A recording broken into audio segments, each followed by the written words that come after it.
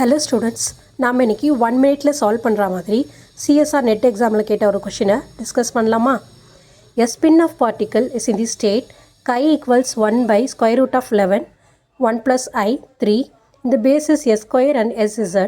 If we measure SZ, the probabilities of getting H cross by 2 and minus H cross by 2 respectively are. கொடுத்துருக்கிற ஈக்குவேஷனை எழுதிக்குங்க. இங்கே ப்ராக்கெட்டில் இருக்கிற first term alpha, கீழே இருக்கிற டேர்ம் வந்து பீட்டா. இந்த ஃபஸ்ட்டு இருக்கிற ஆல்ஃபாவை நீங்கள் மாடுலஸ் ஸ்கொயர் பண்ணிங்கன்னா உங்களுக்கு probability of getting H cross by 2 கிடைக்கும். கீழே இருக்கிற பீட்டாவை மாடுலஸ் ஸ்கொயர் பண்ணிங்கன்னா உங்களுக்கு probability of getting minus H cross by 2 கிடைக்கும்.